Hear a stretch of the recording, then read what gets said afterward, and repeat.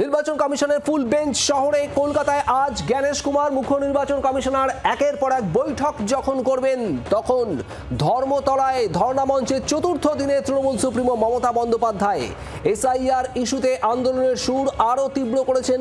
ধর্মতলায় ধর্ণা মঞ্চে বসে রয়েছেন মুখ্যমন্ত্রী মমতা বন্দ্যোপাধ্যায়। আজ তার চতুর্থ দিন। আজ এই ধর্ণা থেকে মুখ্যমন্ত্রীর বক্তব্যে ঠিক কি উঠে আসে, যখন শহরে রয়েছেন মুখ্য নির্বাচন কমিশনার স্বয়ং, রয়েছে গোটা নির্বাচন কমিশনের ফুল বেঞ্চ, অবশ্যই সেদিকে নজর।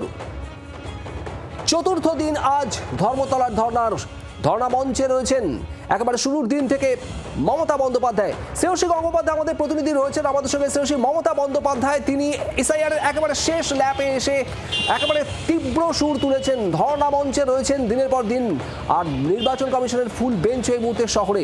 সব মিলিয়ে আজ এই ধর্ণা মঞ্চ থেকে কি বলতে পারেন মমতা বন্দ্যোপাধ্যায়? নতুন করে কি নিশানা করবেন নির্বাচন কমিশনকে?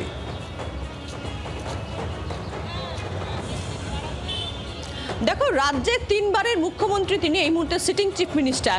শুধু তাই নয়, তিনি প্রধান, যিনি রাজ্যে যেটা শাসক দল, সেই শাসক দলে তিনি প্রধান বা সুপ্রিমো।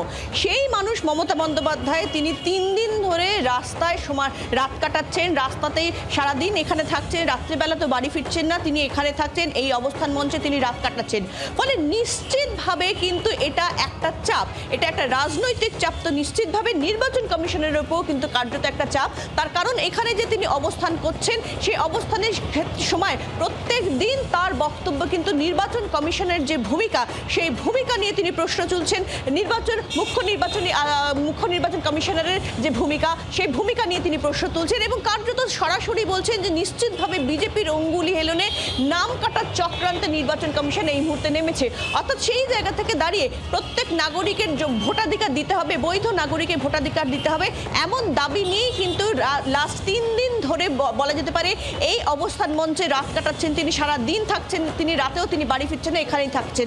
ফলে নিশ্চিতভাবে এটা একটা কিন্তু প্রেশার ট্যাকটিক্স অবশ্যই। এবং এক্ষেত্রে মূল যে এই মুহূর্তে লক্ষ্য রাখার বিষয় যে অ্যাডজুডিকেশনের যে পরিমাণ এই মুহূর্তে ভোটারদের নাম রয়েছে, সেইটা কত দিনের মধ্যে সেটা সমাধান হয় বা সেটা ঠিক হয়। অর্থাৎ সেক্ষেত্রে তৃণমূল কংগ্রেস তারা বারে বারে যেটা বলছেন যে এক্ষেত্রে একটা ইন্টারিম যে একটা লিস্ট বার করতে হবে, যেটা বলা হয়েছিল সুপ্রিম কোর্টের নির্দেশে, সেই লিস্টগুলো বার করা হচ্ছে না। শুধু তাই নয়, এই যে বিপুল সংখ্যক মানুষকে তাদেরকে এই মুহূর্তে অ্যাডজুডিকেশনে তাদেরকে এই মুহূর্তে কিন্তু সেক্ষেত্রে দিয়ে দেওয়া হয়েছে, তাদের নির্দিষ্ট সেভাবে তাদের কোনো দোষ না থাকলেও তাদেরকে দিয়ে দেওয়া হচ্ছে।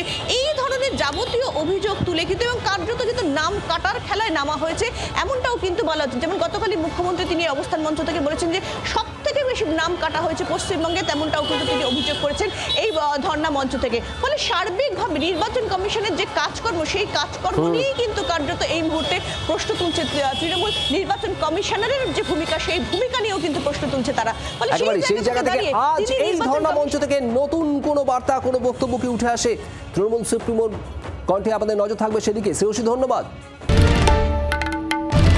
বাংলার আওয়াজ, বাঙালির আবেগ, জি 24 ঘন্টা।